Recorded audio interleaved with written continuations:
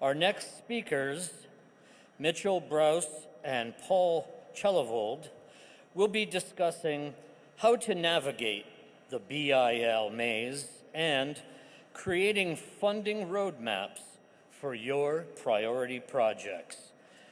Please join me in welcoming Mitchell and Paul to the stage.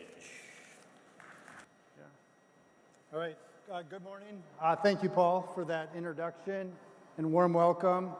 As Paul said, Paul Chellevold and Mitch Brouse, we represent SRF Consulting Group, and we are here today to talk about navigating the BIL maze. The BIL, meaning the Bipartisan Infrastructure Law, and the term IIJA will be used interchangeably here today, but really we want to focus on putting your projects in a position to be successful as you put them in for federal discretionary grants. One of the things that we're going to do this morning is to have Mentimeter participation. We want to get a feel for who's in the audience, what your backgrounds are, things like that. There's QR codes on both sides of me here. If you could scan those. In just a minute, we'll have a few interactive questions. A couple of the learning objectives, hopefully that you'll be able to pull out of our session today. We want you to better understand the federal discretionary grant transportation programs, give you some tips and tricks on how you can improve your application competitiveness through proactive planning, making sure that you're applying for the right grant programs, and look at some of those tools Mitch will get into that will help you set yourself apart from the competition. We've been doing this for a while, and IIJA and the Bipartisan Infrastructure Law has got a chance for us to put in under many different grant programs, and we can share some of those lessons learned as we've created many successful and unsuccessful applications. There's a process and a cadence to each of those.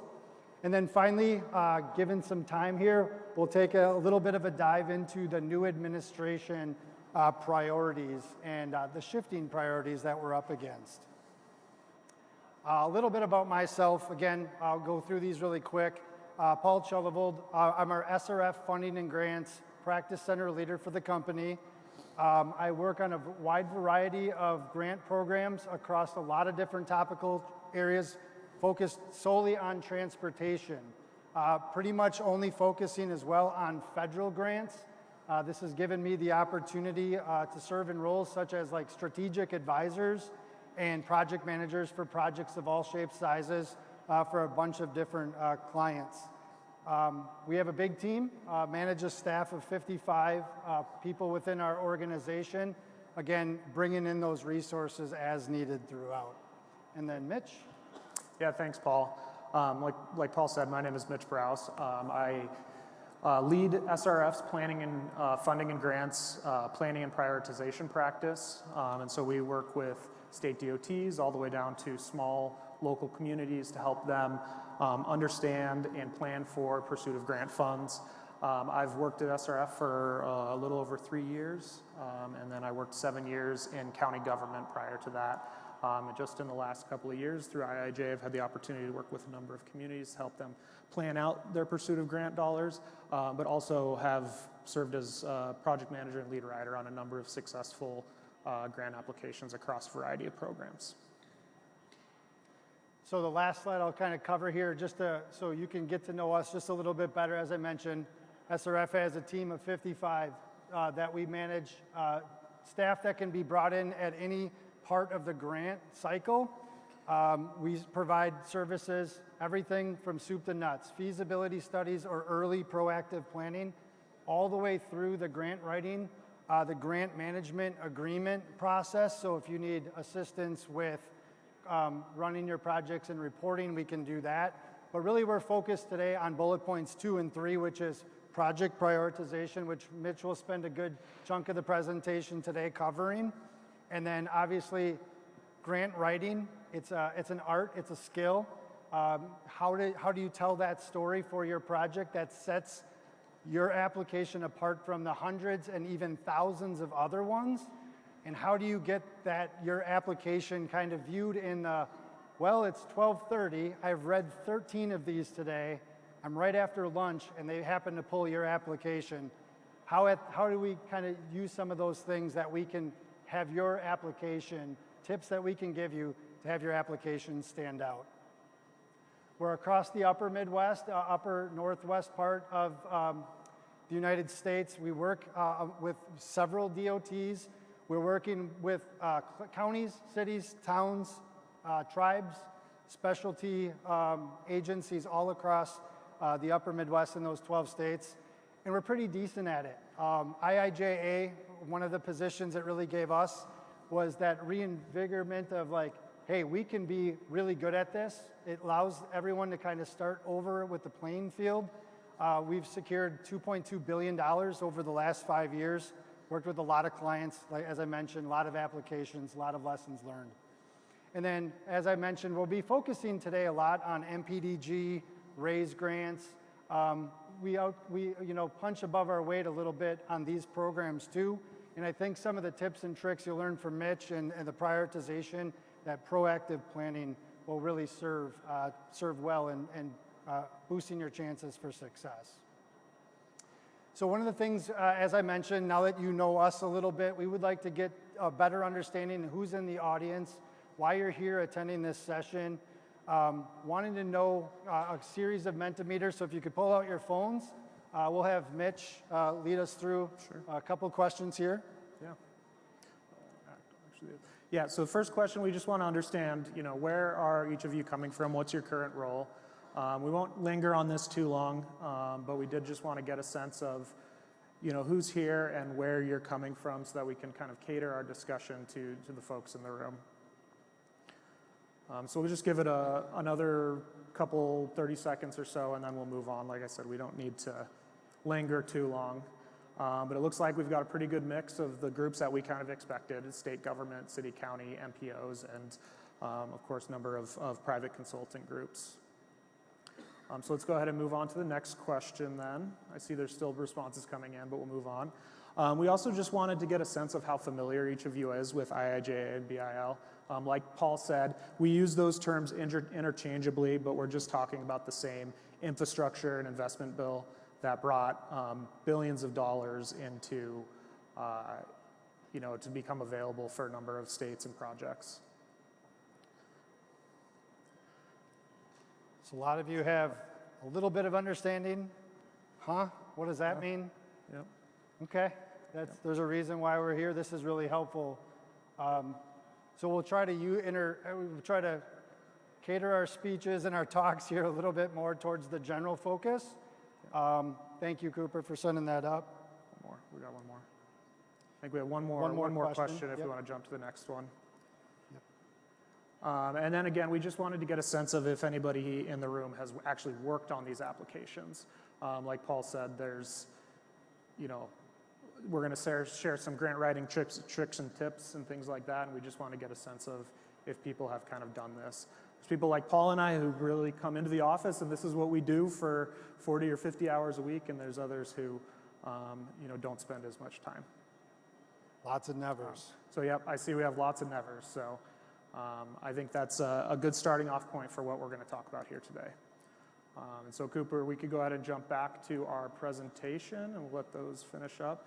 We will go back to the Mentimeter here in a few minutes to bring it back, but for now we're going to go back to presentation mode. Yeah, so I mentioned this at the beginning, but the bipartisan infrastructure law, BIL is the term, and the IIJA, which is the Infrastructure Investment and Jobs Act. There are two terms that you're going to hear today that are interchangeable.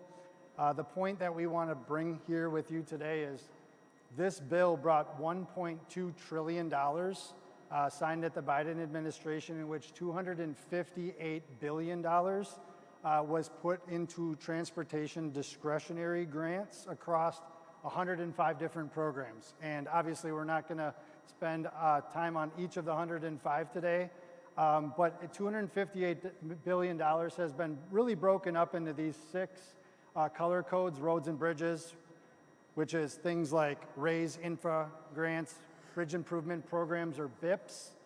Railways, you might have heard the term CRISI grants or railroad crossing elimination. Things like transit, low or no emission bus and bus facilities through FTA. Things like the Safe Streets and Roads for All program, road and safety focused grants, wildlife crossing elimination program, pilot program. There's money that was allocated towards electric vehicles and smart corridors. So there is the SMART grant, charging and fueling infrastructure, to give a few. And then there's things in ports and waterways. So reduction of truck emissions at port facilities being one of these. What I want to do here is just, Mitch is going to show this and illustrate this in a better way here on how we're doing tracking across all these things. The one point I want to make is 105 programs, each coming out each of the years. You always, divide that by 12 months.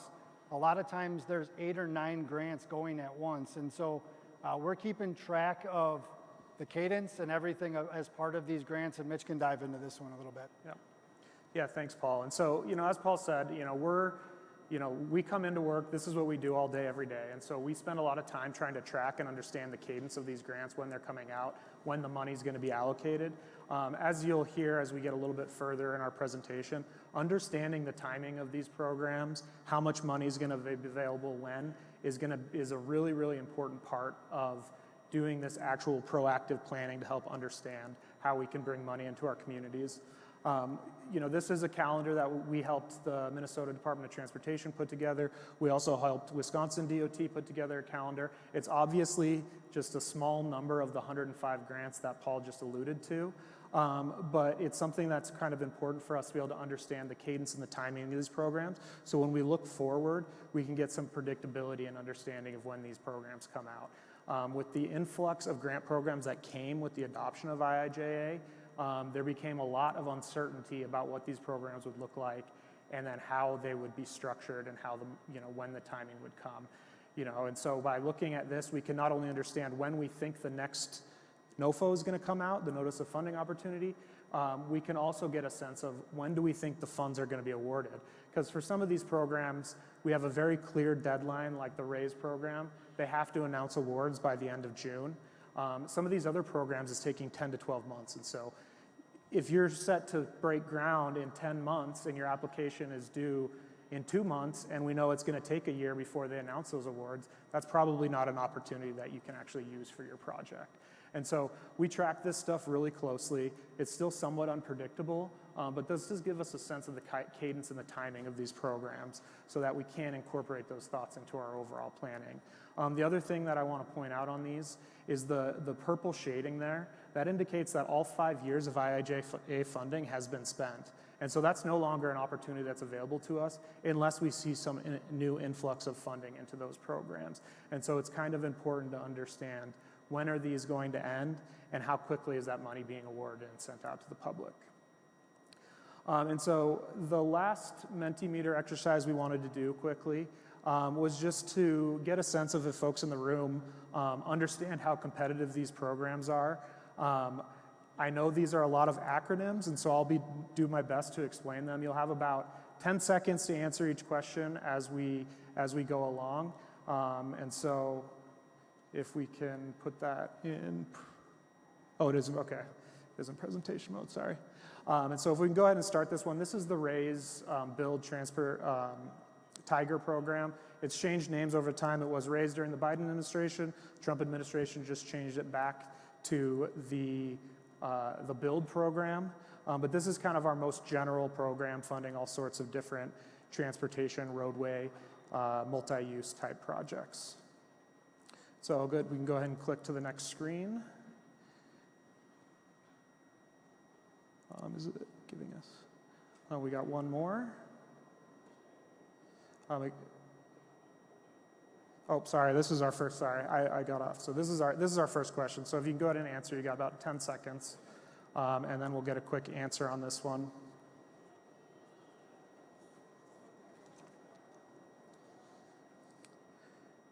All right, so as you can see, the build program, raise program is funding at under 14.9%. We're actually looking at about 10% of projects over the life of these programs is getting funded. And so we're talking 10 times oversubscribed every year.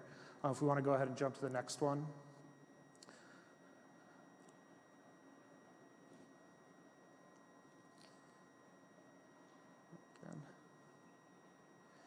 This is the BIP program. This is the Bridge Investment Program. So this funds bridges that are nearing the end of their useful life. This isn't to construct new bridges. It's just to replace existing bridges that are at poor condition or worse.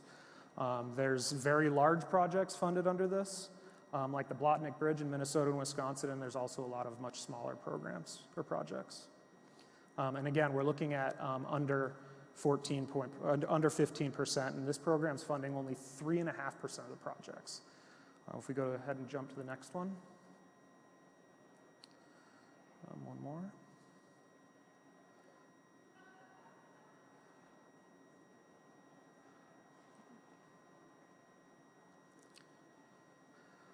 This is the large version of that same BIP program.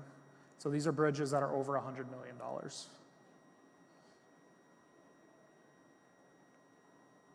And this is a program, too, that doesn't have a lot of applicants, you know, that are counties and cities. These are your state DOTs combined participation.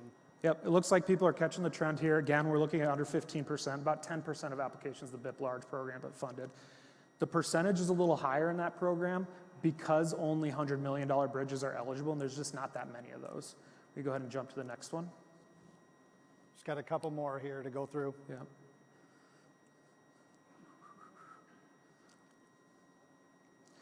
And again, this is the planning portion of that BIP program. Again, focused at bridges at poor condition.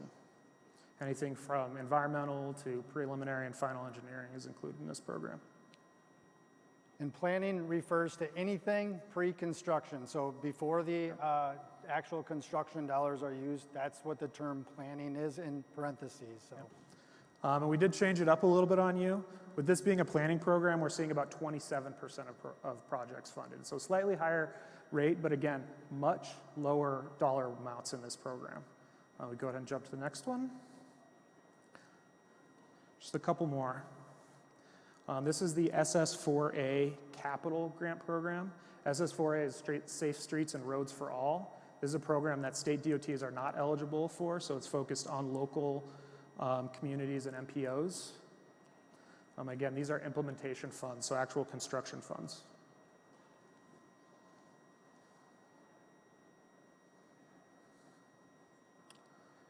Yep, and again, we're looking at a really small rate, so we're only seeing 4% of these projects being funded. And then the second to last one here we have is this is the planning portion of the Safe Streets and Roads for All program. This is to develop for local communities and counties to develop their safety action plans.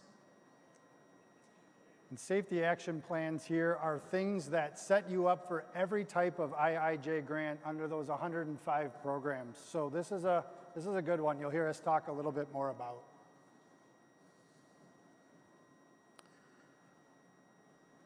And this one, we're actually seeing 97% of applications funded under this program. So as we'll talk about a little bit more, and we can get to as we move to the next one, there's potentially an opportunity there. So we'll kind of roll back on that. This last program is the Reconnecting Communities program. This is a program that's intended to fund projects that eliminate or reduce the impacts of transportation facilities that cut through communities. And so mostly these projects are focused in larger cities where we've seen neighborhoods impacted by larger transportation systems. And again, consistent with our trend, we're seeing about 12% of these projects being funded. And so we can go ahead and flip back to the slides now.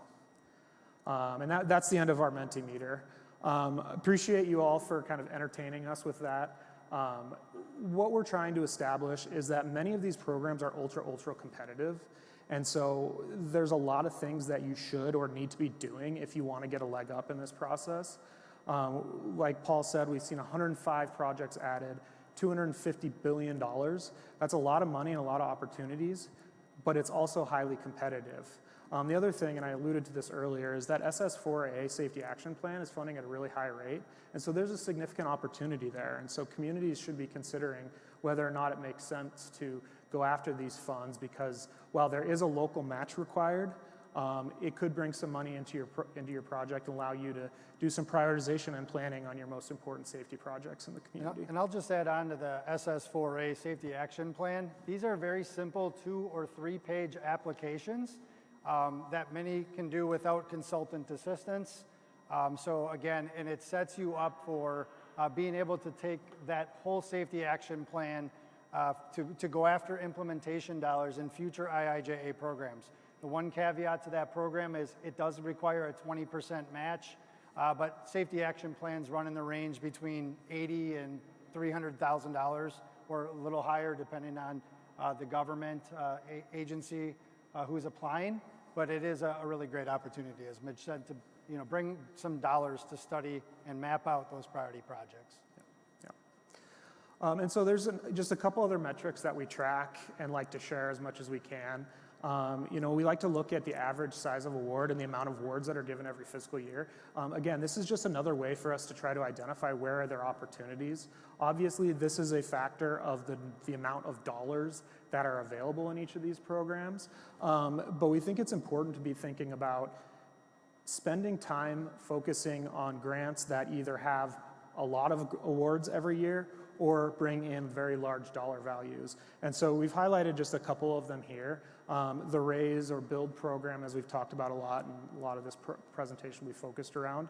We see nearly 150 projects awarded every year since IIJA was adopted. And we're also seeing a fairly significant amount of money of over $13 million.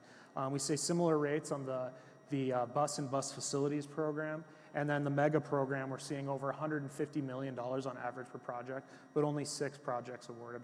Obviously, that's a kind of its own animal, its own beast with the types of projects that you can go after.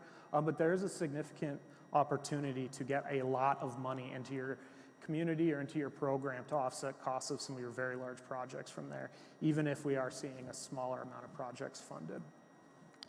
The last piece of metrics that we want to look at here is just some information about the funding drawdown. I know it's probably very difficult to see this on the screen. I believe these slides will be available for you to take a look at after the conference. But essentially what we're trying to show here is that while IIJA did bring a lot of money, we're seeing a lot of that money get spent. And so we need to be really focused on the opportunities that we go after. And so on this chart, all of the dollar values or in the table shown in red or pink, those are dollars that have been awarded, so they're no longer available. And so you can see in the middle, we've got the Infra Mega Rural program out of money. Unless there's additional money brought into the programs, those ones are dead for now. Yellow is showing programs that have not been awarded, but we're waiting on applications or awards to be announced. And so those are programs that essentially those years of funds are gone as well. And then the green are all of the future year funds.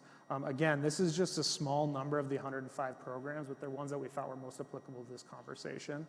The other thing that I think is important to take from this chart is where you see the dark outline is where FHWA or USDOT or whoever the administering agency has actually combined years or combined programs into a single NOFO. And so if we look at those 3 programs on the bottom, the Railroad Crossing Elimination, the Consolidated Rail Infrastructure Program, and then the ATTAIN program, which is a technology program. They combined fiscal years 23 and 24. We have 2 years left in those programs, but we can likely suspect that we've got one more opportunity to submit applications there because they're likely, when they release the next notice of funding opportunity, they're likely to combine fiscal years 25 and 26. And so these are the types of things we need to be paying attention to as we try to think about how we can fund some of these projects. And so now I'm going to try to get a little bit more into why we came here today. I know we're like almost halfway through our presentation, but we wanted to set the framework for this conversation. Paul and I, when they first adopted IIJA, and we're trying to sort through 100 plus new grant programs and transportation programs, we really identified the need to be proactive and work with communities and state DOTs to do some planning to try to get ahead of this. And so we work with state DOTs all the way down to very small counties and cities to help them understand how to get their projects funded. We usually break this down into 2 different approaches. One we call single project approach, which is essentially you have one or two or a small number of projects that are priorities to you that you cannot fund. Can we figure out a way to bring dollars to help build those projects? And then secondly, we're looking at a multi-project approach. This is what we do primarily with state DOTs or large cities or communities with a large number of projects that are unfunded. And the question is, how do we focus our efforts to bring as much of this money into our community as possible? And so I'll kind of work through each one of those one at a time to share our approach to trying to proactively plan. And so if we're looking at our single project approach, the first thing we are trying to do is we've got a single project or a handful of projects. We need to figure out how to fund it. And so we've identified kind of three main steps. What programs is this project likely to be competitive under? How do those opportunities fit into your larger project development and project delivery schedule? And then what can we do in the project development process to actually make it more competitive to increase the opportunities of bringing those dollars into your community? And so the first thing, of course, is identifying a menu of grant opportunities. We look at project benefits, we look at what issues are looking to be solved, we're looking at the scale of the problem, the cost associated with the final project delivery, as well as the funding need.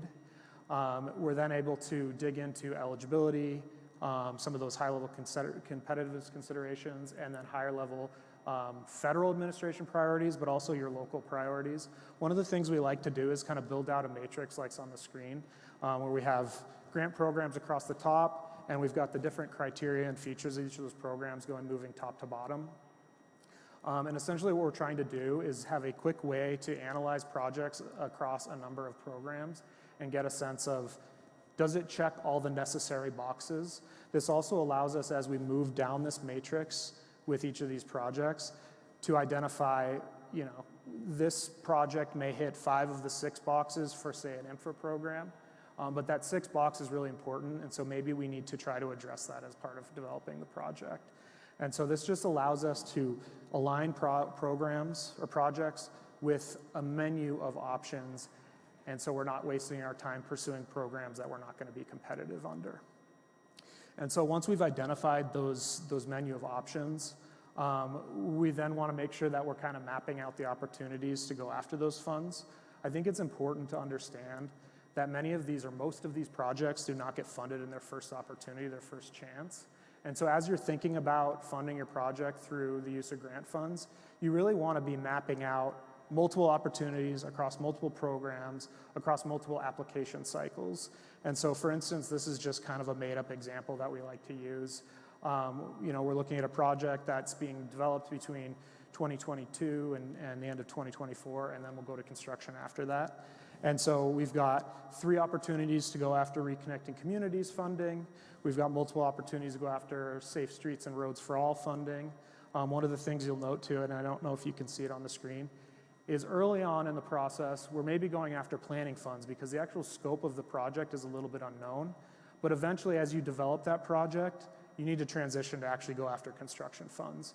And so partway through, regardless of whether or not you get money, you need to start thinking about going after those construction funds. One of the things I would add to this is this gives a project an opportunity to be reverse engineered a little bit.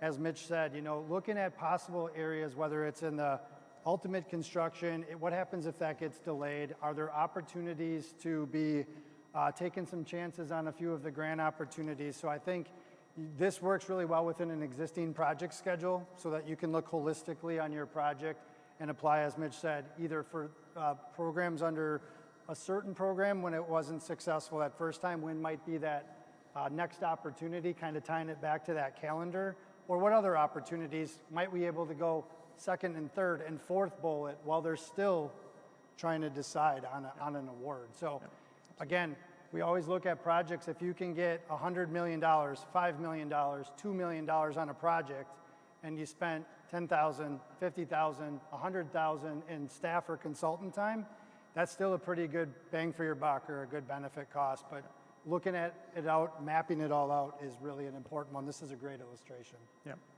Yeah, this is all about trying to maximize your opportunities and chances to get the funds.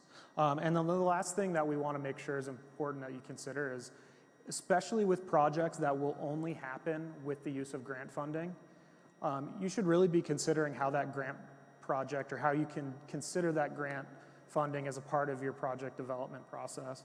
And so I have kind of two examples of interchanges here on the screen. This is a project we worked for multiple years on to try to get it funded.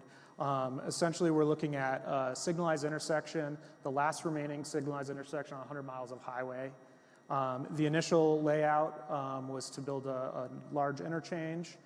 We submitted that application for grant funds. We heard feedback from the reviewers that there was too much risk, there was too many impacts, that the project just didn't really align with the priorities of the grant program. And so we took a step back and revisioned how that interchange could look. And we were able to come to this next layout that ultimately was funded. We reduced the risk, we reduced the cost, we greatly reduced the need to purchase right-of-way, and we came up with approximately the same amount of benefits with a much less risky proposal that much better fit with the priorities of the programs we were going after. And this one was a good example of working with a consultant. SRF did not do the design of this project. But when we were coming in to do the grant application, we worked collaboratively with that consultant because we understood what the grant priorities were for that particular thing, lessening the impact on the environment. We're able to work alongside different context-sensitive solutions to bring that project in the best light, because that was a priority of the evaluators. And so that was just a really great example of how we all came together as a group, whether you're at the design phase, the planning phase, or a grant writer phase, of working collaboratively towards the success of a project. Yep. And so I do want to move on from kind of that single project approach to this multi-project approach that we alluded to. Again, this is an approach to planning that's catered to people that have a large number of projects or priorities that are currently unfunded. And so what we're trying to do here is figure out where should we focus efforts to bring as much or get as much of that slice of the pie as we possibly can into the community. And so what we like to do is we kind of consider this a funnel. We often say like the funnel graphic, which just kind of walks through our approach, is we have initial project list. Sometimes it's 40 projects. We've worked with state DOTs where we have 200 projects to start. We then will do project eligibility screening. We'll do some preliminary competitiveness screening, and then eventually we'll be able to narrow it down and do some really close, detailed analysis of those projects to make sure that we're identifying the right projects for each of these opportunities. And so, starting again at that initial list, we're working from a larger program of projects. Again, most of those unfunded at this point in time. We can look at this from the scope of each individual grant program. I'm going to use RAISE as our primary example as we work through this. But we can immediately screen all of those projects to make sure that they're eligible. We're able to narrow our list. We look at things like project cost. For instance, the mega program, we're looking at projects of over $100 million. We can look at highway class. Infra requires projects to be on the national highway system. We look at applicant eligibility. We already talked about SS4A and state DOTs being ineligible for that program. And then we can look at any other program-specific requirements, like the BIP program. Again, I mentioned earlier that the BIP program, Bridge Investment Program, requires that bridges included in that program are at poor condition or will be in the very near future. From there, we're able to do some competitiveness screening. This is where I want to spend the most time as we work through this. This is a tool. We've developed a tool that we've used with a few different agencies that allow us to, again, take a large number of projects and say a large number of eligible projects and figure out which are the ones that are likely to be the most competitive relative to all the programs all the projects in your program, excuse me. And so we developed a tool that has a dozen or more high-level categories. I've got a few examples on the screen. We look at things like safety, environment, climate, quality of life. These are the types of high-level categories that we see in many grant programs. We also look at things like, freight movement and route details and area characteristics like equity data and things like that we saw as a big focus of this last administration.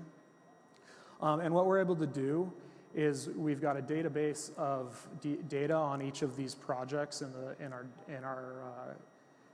the program that our client is looking at trying to get funded. And we're able to score each of these projects based on the criteria for each individual grant program. And so you can see the picture on the top right shows us scoring that we'd use for like a route characteristics category. And so within that route characteristics, we've got a number of sub-criteria. We look at ADT, we look at heavy commercial ADT, we look at functional class and highway class. And we're able to, by catering the scoring and the weighting of each of these to the individual program, we're able to come up with a final category rating as to how competitive that project is relative to all of the other projects we're analyzing. Similarly, as we kind of take a step out, we're able to get those high-level ratings for every single project and every single category in our database, and then we can weigh those scores across to get a sense of, all right, at the end of things, once we take all of this into consideration, how competitive are each of these programs? One of the things we do is we kind of tweak the weighting of the high-level categories as well to reflect the actual criteria in each of the grant programs. And so the RAISE program, we know, has a high emphasis on safety and quality of life and equity. And so we're able to ramp up the impact of those scores and reduce the impact of things like freight movement, which is less of a focus. Similarly, the infra program has a high emphasis on freight movement, and so that freight movement score becomes a much larger part of our overall calculation. The whole idea of this process is to take 100, 50, 100, 200 projects and identify your most competitive 10 or 12 or 20 so that we can then do a deeper look. And so that's when we get into some of the more characteristics that are harder for us to put our finger on at a large number of, or a large scale. And so this includes some things like the infra program requires projects to be cost effective. And so we know that if you're going to submit an application into infra, it better have a BCA of greater than 1. And so we can do some high level BCA analysis to get a sense of how confident we are that the project's going to hit a high BCA. This is also where we think about the political landscape. We know that local political priorities matter. We also know that federal political priorities matter. And that can impact the project's competitiveness because we know that at the end of the day, the selection of some of these awards is somewhat political. And then it also allows us to think about things like geographic distribution, where have awards gone in the past, and then also headline catching things like, was there a major accident or crash at this intersection that got a lot of headlines and resulted in fatalities? Because like Paul alluded to, this is a science, but it's also kind of an art, and you are trying to kind of include things in your narrative that make it stand out and kind of draw people's emotions. And so using all of these different considerations, we're able to then take 10 projects and say, okay, these are the 3 that are going to be most competitive for the RAISE program. Those are the 3 you should be submitting this year. We're also able to, using this process, identify where projects may fall short and how can we improve their competitiveness, again, by using those high-level ratings.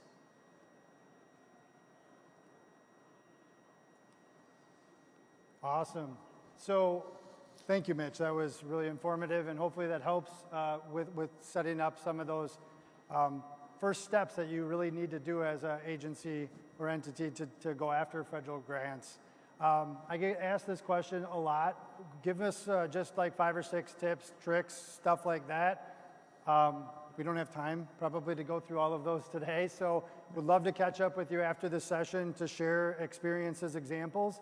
But if I was to just put 5, 6 things on a list, I would suggest that don't do it alone.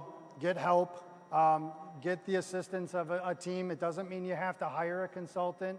But it is helpful in some cases for these large discretionary grants. There's just so much information to go through and to keep track of, and it's ever changing, especially when administration changes happen, and then there's priority shifts, things like that. We talked about it early. Get ahead. Get ahead early.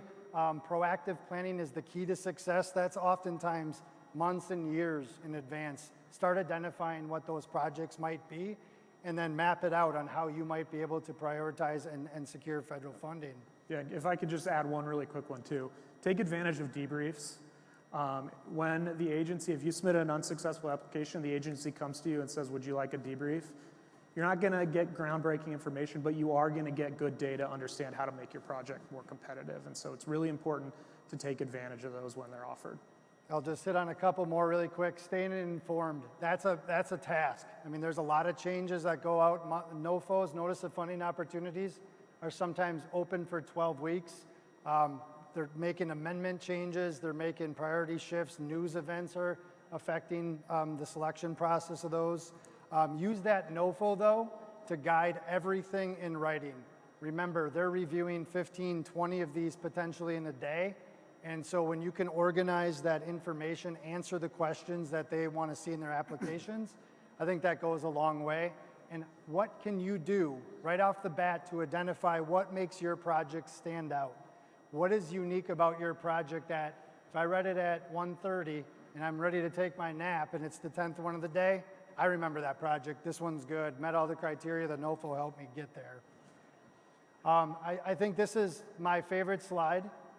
We learn about what the priorities could potentially be by our past. And what this slide shows is the last 3 presidents' priorities in a program. The example given on the screen here is the Tiger Raise program. So red indicates Trump's priorities last time under the Trump administration. Green is Biden administration, and blue is the Obama administration. And directing your attention to roads and bridges, that big long line there, the second one down, there's a decent amount of money that is available for roads and bridges, and they've distributed that money. You can see exponentially based on the administration's priorities what those look like. Whereas you have bike and ped down there at the bottom. There's no red there. The Trump priorities may go once again back towards reverting back to not so much on the bike and ped things, more towards roads and bridges. So using these types of tools will help you in your decision making and your priority stuff. I've given some examples. Roads and bridges are likely to be successful and a priority moving forward, whereas for the short term, active transportation is in question. Just 2 more slides left today before we'll take a couple questions. There's a lot of time that has come out, so this is a takeaway you could think about. IIJA came out on November 15th, 2021. We are 70% by timeline already spent on the timeline. We've awarded, or the other administrations combined have awarded 70% of the funds, but only 13.5% of the projects. Way behind on grant agreements, and obviously as the administration changes and priorities shift, there's an opportunity that even to go back to projects that were successful under the Biden administration, that the Trump administration may look at existing awarded projects and do what they can within their power to adjust some of those priorities to better align with what their priorities would be. So why this is important is that's a lot of work. That's a lot of grant agreements. Sometimes, as we saw, there's less staff available to answer questions, issue these grant agreements, and it really provides a little bit of uncertainty here for you as the applicant, for the consultants who are, working on these grants, to work on them for 3-4 months, and then oftentimes have a pause or a cancellation. One of the things that we said here, 12 programs have been, 12 NOFOs have been issued under the old administration, the Biden administration, that are every single one of those 12 since January 20th has been pulled and either amended, postponed, or canceled. So this is a changing environment. This is a changing climate we're in. The new administration will get their cadence soon, will get their priorities when they're allowed to write their own NOFOs under their own guidance. Hopefully the wavy waters and the choppy waters will subside here a little bit. But that's just the world we live in, is we adjust to the decision makers, the new worlds, the priorities, and we go what we can. And we're literally doing that every day. reading news articles, reading NOFO amendments, things like that to help position projects to be successful. There's a couple that are right now on as scheduled, but they're due in like a week. So that makes it really difficult to say things like climate or a priority that we don't think is going to be continuing. Justice 40 is one of those. It's hard. It puts everybody in a decision-making mode about how will it get. We're making bets on subjective material here. And then upcoming, how are programs like the ones we just mentioned, SS4A, CRISI, low/no emissions for federal transit, those are all due next month. They're all going to be advertised next month. So we have history on our side to know what it looked like last time. Sometimes that's going back 2 cycles and understanding what was done under the Trump administration to help us and aid us in those decisions to hopefully reprioritize the work. Yep. Last slide that we have for you today. There is benefits, there is challenges that we are going to see. There's an opportunity here for fiscal responsibility from the new administration to evaluate projects and look at cost savings. Those could come through things like combined notice of funding opportunities, where we take those 2 years of programs that Mitch showed and maybe combine them into one time to give staff more time to prepare grant agreements.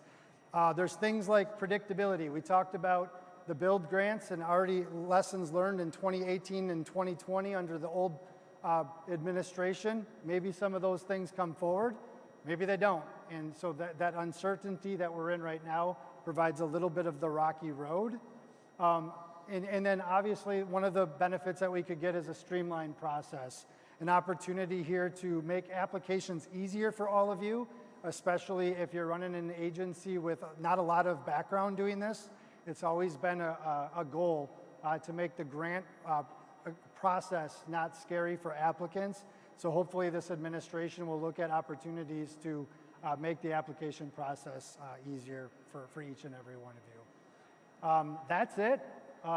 Thank you so much. I know Mitch and I are really excited to be here. We have just a few minutes if there are any questions. Otherwise, we are certainly here the rest of the day, and we'd love to catch up with any of you about the grant needs. But any questions out there? I can't see. Yep, the SRF booth is right outside the door, and so if you have questions later in the day, we'll be around there on and off throughout the day as well.